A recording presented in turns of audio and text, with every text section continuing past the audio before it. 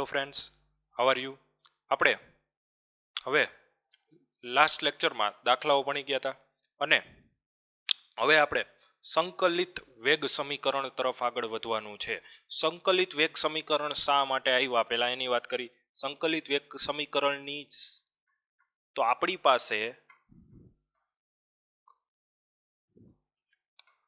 વિકલિત વેગ સમીકરણ હતું જ. આપણી પાસે શું હતું? વિકલિત વેગ સમીકરણ છે. પણ વિકલિત વેગ સમીકરણ પરથી કોઈ પણ સમયે પ્રક્રિયકની સાંદ્રતામાં થયેલો ફેરફાર અમુક ટાઈમે શોધવો કેવો પડે છે? અઘરો પડે છે. પ્રક્રિયકની સાંદ્રતામાં કેટલો ફેરફાર થયો તો એ શોધી શકાતું નથી. કોઈ પણ નિશ્ચિત સમય, હું કહું 5 સેકન્ડે પ્રક્રિયકની સાંદ્રતા કેટલી હશે તો એ વિકલિત વેગ સમીકરણ પરથી શોધવી થોડીક મુશ્કેલ પડે છે. એટલે જ શેની રિક્વાયરમેન્ટ આવી છે? સંકલિત વેગ સમીકરણ. હંમેશા યાદ રાખો, સંકલિત વેગ સમીકરણ દરેક ક્રમની પ્રક્રિયાઓ માટે અલગ અલગ હોય. સંકલિત વેગ સમીકરણ દરેક ક્રમની પ્રક્રિયાઓ માટે અલગ અલગ હોય છે. શૂન્ય ક્રમ માટે અલગ, પ્રથમ માટે અલગ, તૃતીય ક્રમ માટે અલગ. બરોબર. તો કઈ રીતે સંકલિત વેગ સમીકરણ સાબિત કરી શકાય એ તમારો મેઇન ટોપિક રહેશે. તો ખાસ આપણે એ સમજશું સંકલિત વેગ સમીકરણ કઈ રીતે સાબિત કરી શકાય. તો પહેલું, કોના માટે સંકલિત વેગ સમીકરણ આપણે લઈ છીએ? તો શૂન્ય ક્રમની પ્રક્રિયા માટે સંકલિત વેગ સમીકરણ. ચાલો, શૂન્ય ક્રમની પ્રક્રિયા માટે સંકલિત વેગ સમીકરણ તો કઈ રીતે સાબિત થશે? તો જોતા જાઓ વ્યવસ્થિત. તો પહેલી વાત, પહેલા એક પ્રક્રિયા લઈ લ્યો. ભાઈ કઈ પ્રક્રિયા માટે હું સાબિત કરું છું? તો આ પ્રક્રિયા માટે સાબિત કરું છું. કઈ પ્રક્રિયા? આર થી પી માટે. એક પ્રક્રિયા છે જે આર થી પી છે. આ કયા ક્રમની પ્રક્રિયા છે? શૂન્ય ક્રમની છે. શૂન્ય ક્રમની હોય એટલે n બરાબર કેટલા થાય? 0 થાય. તો આ સમીકરણ માટે, આ પ્રક્રિયા માટે વેગ દર્શાવું. આ પ્રક્રિયા માટે વેગ લખવાનો. કઈ રીતે વેગ લખવાનો? બે રીતે લખવાનો. પહેલો વેગ તો સાદું, આપણે જે શરૂઆતમાં પહેલા લેક્ચરમાં જોયા હતા, વેગ શોધતા, સરેરાશ વેગ શોધતા d/dt વાળો, પહેલા ઈ વેગ. અને પછી વેગ પાછો કેનાથી આપવાનો? વેગ નિયમથી વેગ. વિકલિત સમીકરણથી વેગ અથવા તો વેગ નિયમથી વેગ. અને બે વેગ આપણે આપી શકીએ. અત્યાર સુધી આપણે વેગ આપતા બે રીતે જોયા છે. સરખું સમજી લેજો. 2a + b gives c. હું તમને એમ કહું આનો વેગ કેટલો, તો આનો વેગ એક તમે કઈ રીતે આપી શકો? r =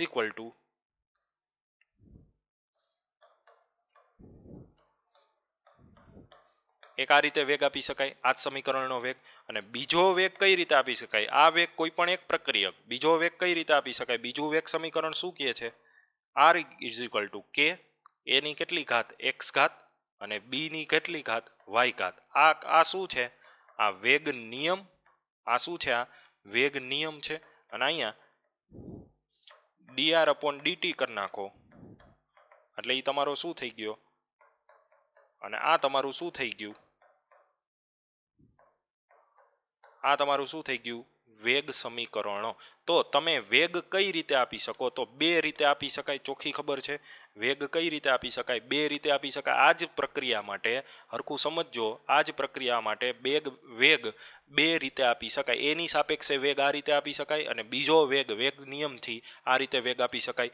તો હવે હું શું કરીશ? તો આપણી આ પ્રક્રિયા માટે બે રીતે વેગ લખું છું. જોજો, બે રીતે વેગ લખું છું. તો પહેલી રીતે વેગ લખું તો આમ થશે. કોઈને કાંઈ પ્રોબ્લેમ હોય તો સરખું સમજતા જાજો. આ વસ્તુમાં મોટા ભાગનાને પ્રોબ્લેમ હોય છે. તો પહેલી રીતે વેગ આ રીતે લખી શકું. પહેલા વેગ આ રીતે લખી શકાય. પછી વેગ નિયમ પરથી વેગ નિયમ આપણે ભણ્યા છીએ. વેગ નિયમ, વિકલિત વેગ સમીકરણ એ ભણ્યા છીએ. વેગ નિયમ અથવા તો વિકલિત વેગ સમીકરણથી વેગ. તો વિકલિત વેગ સમીકરણનો વેગ શું કહે? તો એનો વેગ આવી રીતે લખી શકું. ભાઈ વેગ બરાબર, અથવા તો પ્રક્રિયા દર, પ્રક્રિયા વેગ, આખું ન લખો તો હાલે, એમાં કાંઈ ચેન્જ એવું બધું ન આવે. કે આર ની કેટલી ઘાત? કે. અને આર ની કેટલી ઘાત? તો આ કયા ક્રમની પ્રક્રિયા છે? આ કયા ક્રમની પ્રક્રિયા છે? શૂન્ય ક્રમની છે. જો હું અહીંયા ડાયરેક્ટ એમ લખતો હોત ને તો આર ની અહીંયા ઉપર કેટલા લખેત? x લખેત. પણ આ પ્રક્રિયા કેવા ક્રમની છે? શૂન્ય ક્રમની. તો શૂન્ય ક્રમની પ્રક્રિયા માટે શૂન્ય ક્રમની પ્રક્રિયા માટે શૂન્ય ક્રમ માટે અહીંયા જે ઘાત હોય છે એ ઘાત કેટલી હોય? 0 હોય તો એને જ શૂન્ય ક્રમની પ્રક્રિયા કહેવાય. અહીંયા એક જ પ્રક્રિયા છે ને એની ઘાત 0 હોય તો જ આ શૂન્ય ક્રમની પ્રક્રિયા બને. તો કઈ રીતે લખી શકું? તો વેગ બરાબર કે, વેગ બરાબર કે આર, એની કેટલી ઘાત થાય? 0 ઘાત થાય. હવે સિમ્પલી તમારે શું કરવાનું છે?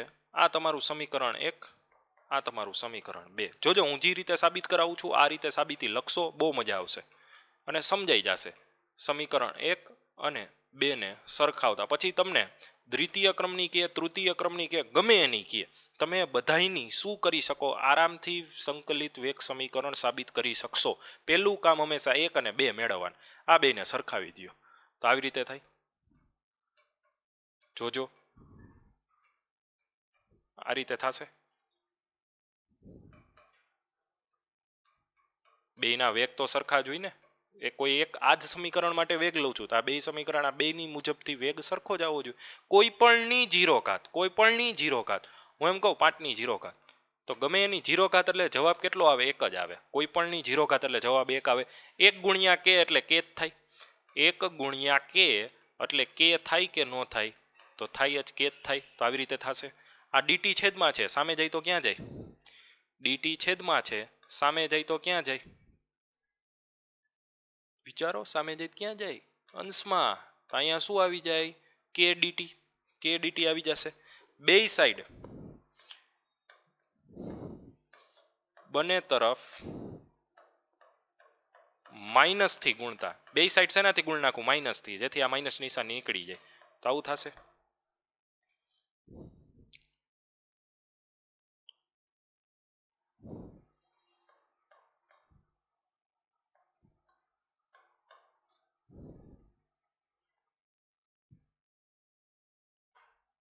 છે કાંઈ અઘરું?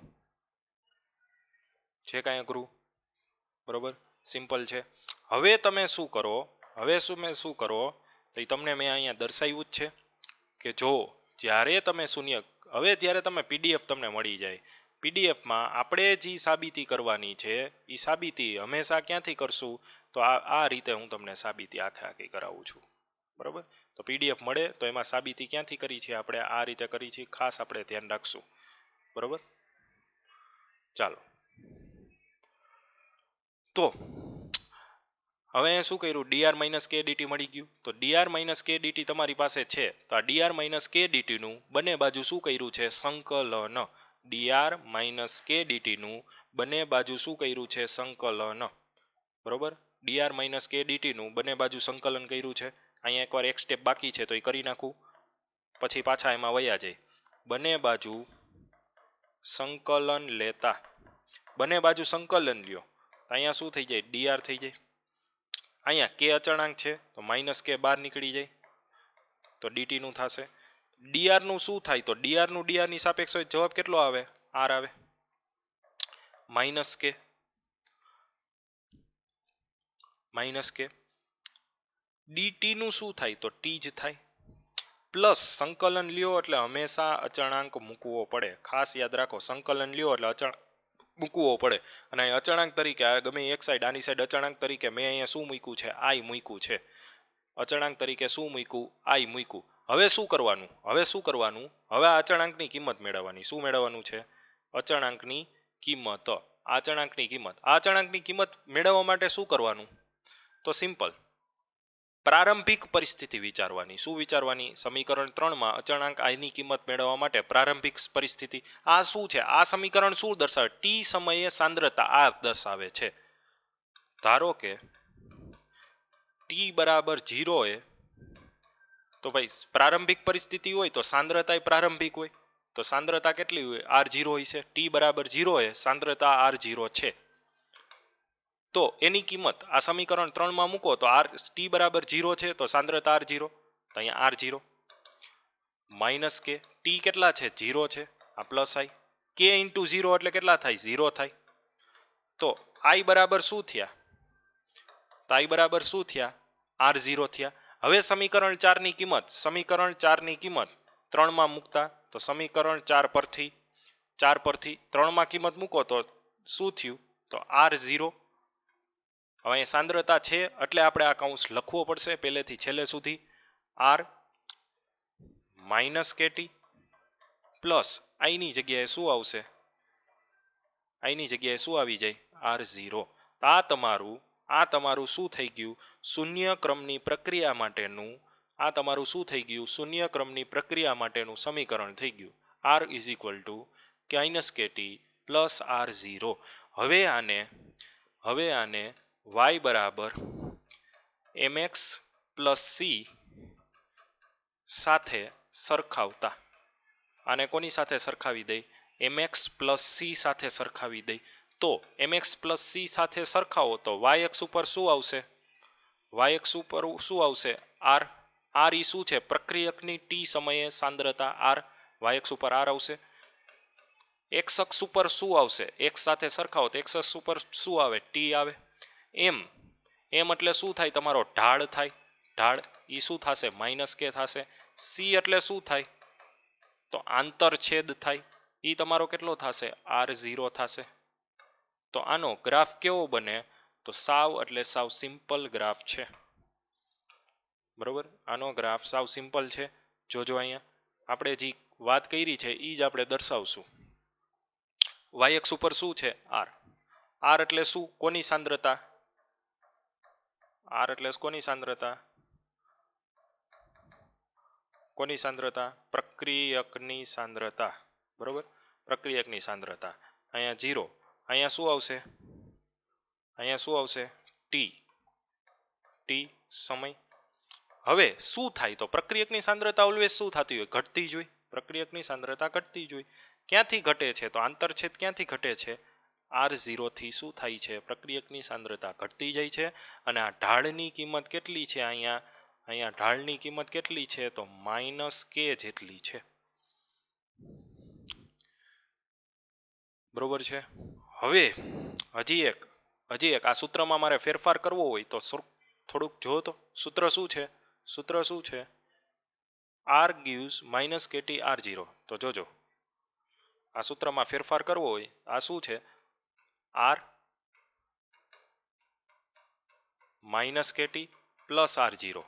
તો હું શું કરું છું KT આની સાઈડ લઈ લઉં તો KT પ્લસ થઈ જાય, R આની સાઈડ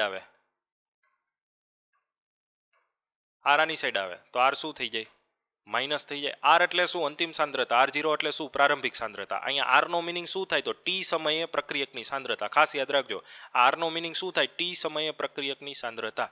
તો KT બરાબર R0, તો K નું સૂત્ર જ ખાલી જોતું હોય તો K નું સૂત્ર અહીંયા શું થશે આવું થશે અપોન ટી, અને ખાલી ટી નું જ જોતું હોય તો K તો આવું થાય। તો આને આ ત્રણેય રીતે લખી શકાય કે ન લખી શકાય તો લખી શકાય, બરોબર। આ ટી નું, આ K નું, અને ખાસ મેઇન સૂત્ર તમે આ જ યાદ રાખજો। આના કરતા આ તો આપણે સાબિત કર્યું પણ મેઇન આપણે શું યાદ રાખવાનું છે આ જ યાદ રાખવાનું હંમેશા, કા KT વાળું કા K વાળું બેમાંથી ગમે એ મેળે આવી, પણ મોસ્ટલી KT વાળું રાખો ને તો જેને સૂત્રનો કરતા બનાવવાનું હોય તમે બનાવી શકશો। KT બરાબર R0 - R, બરોબર। હવે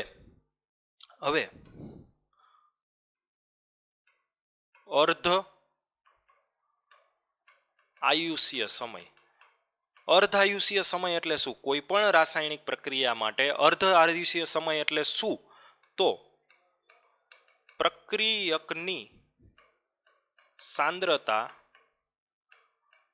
અડધી થવા લાગતો સમય।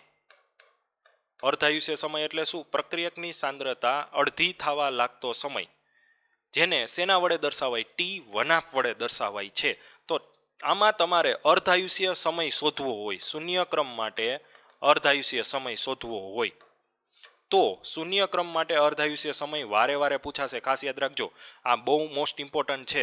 તો શૂન્ય ક્રમ માટે અર્ધાયુષ્ય સમય, તો અર્ધાયુષ્ય સમયમાં ખાલી તમારે ચેન્જ શું લાવવાના એ જ યાદ રાખી લ્યો, ટી ની જગ્યાએ શું લખવાનું, ચેન્જ યાદ રાખી લ્યો એટલે કાંઈ નથી, ટી ની જગ્યાએ શું લખ નાખવાનું ટીની જગ્યાએ શું લખી નાખવાનું? T1/2 અને આરની જગ્યાએ શું લખી નાખવાનું? આરની જગ્યાએ શું લખી નાખવાનું? R0/2. શું કામ? કારણ કે અર્ધાયુષીય સમય એને જ કહેવાય કે જ્યાં સમયે R એટલે કે અંતિમ સાંદ્રતા પ્રારંભિક સાંદ્રતાથી કેવી થઈ ગઈ? અડધી. આ કિંમતો અહીંયા મૂકી દો તો સીધી. આ કિંમતો અહીંયા મૂકી દો, તમને સીધો જવાબ મળવા મળશે. જો આ કિંમત અહીંયા મૂકું છું, જોજો. T R0 R0 R0 એમણે R0 ની કાંઈ તમારે કિંમત મૂકવાની નથી. માઇનસ આરની જગ્યાએ શું મૂકવાનું છે?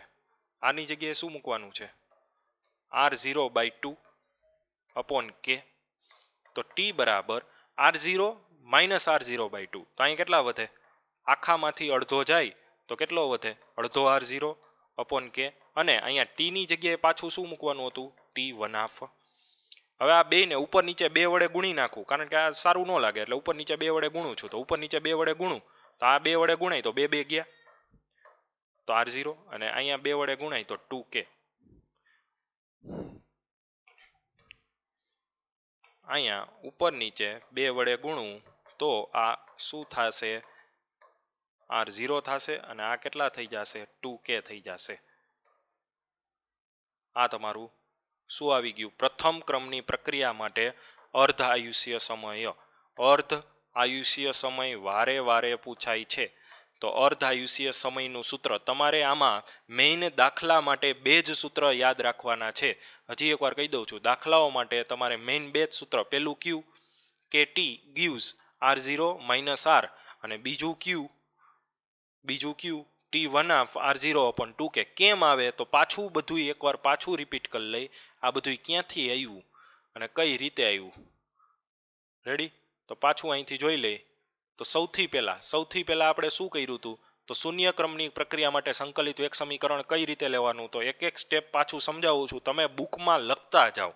એક એક સ્ટેપ જે અહીંથી સમજાવું છું બુકમાં સમજીને લખો, આવડી જ જશે, ગેરંટી દઉં છું તમને. કોઈ પણ ક્રમની પ્રક્રિયા માટે સંકલિત વેગ સમીકરણ આવડી જશે. તો પહેલા શું કરવાનું શૂન્ય ક્રમની પ્રક્રિયા માટે? તો પહેલા કોઈ એક પ્રક્રિયા આ જ લેવાની, બધામાં આ જ પ્રક્રિયા લઈ લેવાની, R થી P. બરોબર? શૂન્ય ક્રમ છે એટલે એનો મતલબ શું? n બરાબર 0 થાય. આનો વેગ 2 રીતે આપવાનો છે. આ પ્રક્રિયાનો વેગ 2 રીતે આપવાનો. પહેલો વેગ કઈ રીતે આપવાનો? તો સાદી રીત વિકલનથી, સાંદ્રતાનું સમયની સાપેક્ષે વિકલન. તો એ શું થાય? તો આનું સાદી રીતથી વેગ કઈ રીતે અપાય? તો -dr/dt. આનો તત્વયોગમિતીય ગુણાકાર કાંઈ નથી એટલે -dr/dt.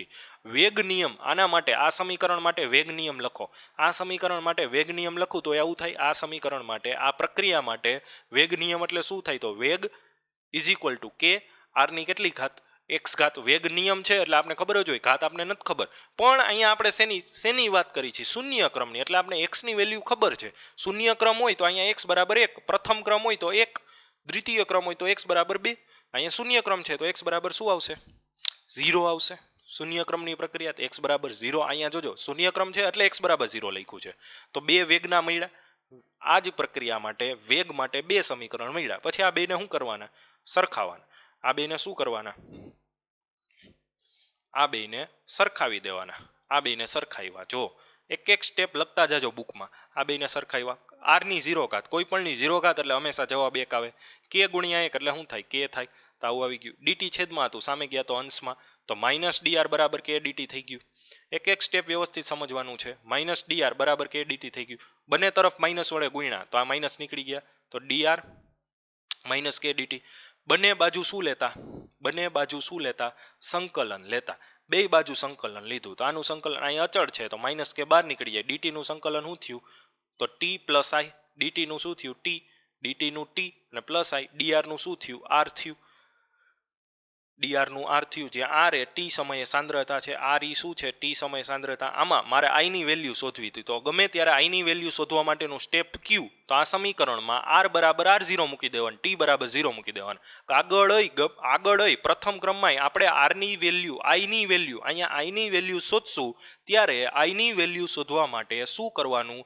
આ સમીકરણમાં t બરાબર 0 અને r બરાબર r0 મૂકવાના. આ સમીકરણમાં મૂકો તો r બરાબર r0, t બરાબર 0, i ના એમણે તો k × 0 એટલે 0 જ થાય. તો i બરાબર શું થયું? આઈ બરાબર R0 થયું, તો R0ની વેલ્યુ અહીંયા મૂકી દઉં તો હવે મારી પાસે સંપૂર્ણ સમીકરણ આવી ગયું. તો આ તમારું શૂન્ય ક્રમની પ્રક્રિયા માટેનું સંકલિત શું છે? આ તમારું શૂન્ય ક્રમની પ્રક્રિયા માટેનું સંકલિત વેગ સમીકરણ છે. તો આને ગ્રાફ સાથે સરખાવી, આનો ગ્રાફ દોરવા માટે તો y બરાબર mx પ્લસ c. તો y ઉપર શું આવે? ગ્રાફ સાથે સરખાવી તો y ઉપર શું આવશે? y ઉપર શું આવશે? ગ્રાફ સાથે સરખાવો તો અહીંથી સરખાવતા આવડવું જોઈએ. y ઉપર r આવશે, y અક્ષ ઉપર mx, તો m એટલે ઢાળ થાય તો એ માઇનસ કે t x, x અક્ષ ઉપર t, c એટલે આંતર છે, r0 થી ચાલુ થશે.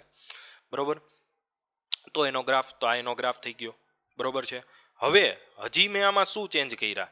તો આ જ સમીકરણ હતું, હવે એમાં ચેન્જીસ શું કર્યા? એ સામાન્ય સમીકરણ આ હતું તો મેં એમાં ચેન્જ કર્યા.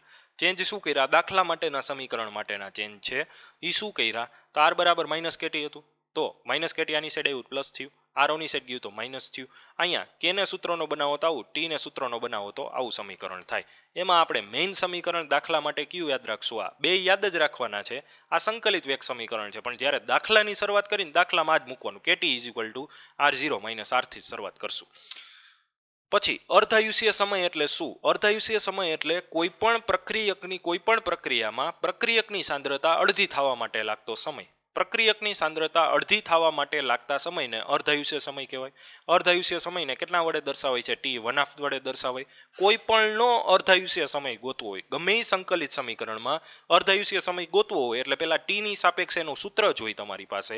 એ જે ટીની સાપેક્ષે સૂત્ર હોય ને એમાં તમારે ટીની જગ્યાએ શું મૂકી દેવાનું? T1/2, અને આરની જગ્યાએ શું મૂકી દેવાનું? R0/2 એ મૂકી દો.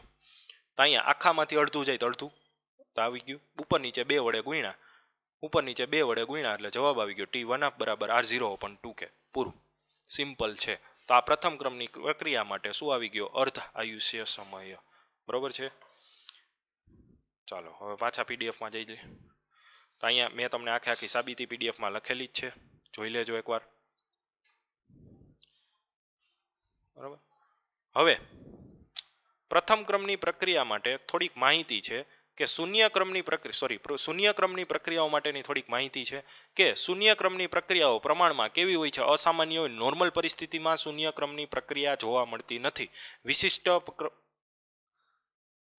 પરિસ્થિતિઓમાં જ જોવા મળે છે. આગળ ક્યાંક મારા ખ્યાલથી લગભગ મારા કીધે ક્યાંક પ્રથમ શૂન્યમાં શૂન્યની જગ્યાએ પ્રથમ બોલાઈ ગયું તો સોરી. બરોબર. તો શૂન્ય ક્રમની પ્રક્રિયાઓ માટે ક્યારે હોય શૂન્ય ક્રમની પ્રક્રિયાઓ? તો ઉદ્દીપકિત પ્રક્રિયાઓ છે, જ્યારે પ્રક્રિયાઓ ધાતુની સપાટી ઉપર શું થતું હોય? ધાતુની સપાટી ઉપર શોષાતું હોય. નિકલ ઉપર ડાયહાઇડ્રોજન શોષાતો હોય ત્યારે પ્રક્રિયાઓ કોના કારણે થતી હોય? તો જેમાં ઉદ્દીપક તરીકે ધાતુ હોય. જે પ્રક્રિયાઓમાં ઉદ્દીપક તરીકે ધાતુ હોય ને અને ધાતુની સપાટી ઉપર પ્રક્રિયા થતી હોય ને ત્યારે એ શૂન્ય ક્રમની પ્રક્રિયા હોય છે. બરોબર. વાયુમય એમોનિયાનું પ્લેટિનિયમની સપાટી ઉપર વિઘટન ઊંચા દબાણે કઈ છે? શૂન્ય ક્રમની પ્રક્રિયા છે. એમોનિયાનું વિઘટન પ્લેટિનિયમ ઉપર કરો તો એ કેની છે? ઊંચા દબાણે. શૂન્ય ક્રમની પ્રક્રિયા. શૂન્ય ક્રમની કે છે તો આનો વેગ નિયમ આ જ રીતે લખાય. અહીંયા કે નહીં આવે પૂછી નાખજો. આ પ્રક્રિયામાં પ્લેટિનિયમની ઉદ્દીપક તરીકે વર્તે છે. ઊંચા દબાણે ધાતુની સપાટી વાયુ અણુઓથી સંતૃપ્ત થાય અને આ પ્રક્રિયાથી પરિસ્થિતિમાં વધુ ફેરફાર ઉદ્દીપકની સપાટીને કારણે થાય. આ પ્રક્રિયા વેગમાં તમારે ફેરફાર કરવો હોય તો એમોનિયાની સાંદ્રતા, અહીંયા તમે એમોનિયાની સાંદ્રતા વધારો તો પ્રક્રિયા વેગ વધે નહીં. અહીંયા પ્રક્રિયા વેગ વધારવા કેની સપાટી વધારવી પડે? પ્લેટિનિયમની સપાટી વધારવી પડે. એટલે કે પ્રક્રિયા વેગ અહીંયા એમોનિયા ઉપર અસર નથી રાખતો, એટલે કે પ્રક્રિયકની સાંદ્રતાથી સ્વતંત્ર છે. શૂન્ય ક્રમની પ્રક્રિયાનો મતલબ જ શું કે પ્રક્રિયા વેગ છે એ પ્રક્રિયકની સાંદ્રતા ઉપર અસર રાખતો નથી. તો કોની સાંદ્રતા ઉપર અસર રાખે છે? તો જેની સપાટી ઉપર તમે પ્રક્રિયા કરાવો છો એની સપાટીના ક્ષેત્રફળ ઉપર અસર રાખે છે. બીજું, ગોલ્ડની સપાટી ઉપર એચઆઈનું ઉષ્મીય વિઘટન એ પણ કેવી પ્રક્રિયા છે? શૂન્ય ક્રમની પ્રક્રિયા છે. તો આ શૂન્ય ક્રમની પ્રક્રિયામાં તમારું આટલું જ હતું. આનાથી વધારે કાંઈ ન હોય. આ તમે એકવાર વ્યવસ્થિત વિડીયો જુઓ અને હારોહાર હું સાબિતી કરાવતો જાઉં. એ તમે બુકમાં શું કરતા જાઓ? લખતા જાજો, અને એકવાર જોઈને લખો, એકવાર મોઢે લખો એટલે પરફેક્ટ રેડી છે. શૂન્ય ક્રમની પ્રક્રિયા, શૂન્ય ક્રમ, પ્રથમ ક્રમ અને દ્વિતીય ક્રમ સુધી હું કરાવીશ. કાંઈ નથી, સાવ સહેલું છે. Okay, thank you. હવે નેક્સ્ટ લેક્ચરમાં આપણે પ્રથમ ક્રમની પ્રક્રિયાનું સંકલિત વેગ સમીકરણ કરશું.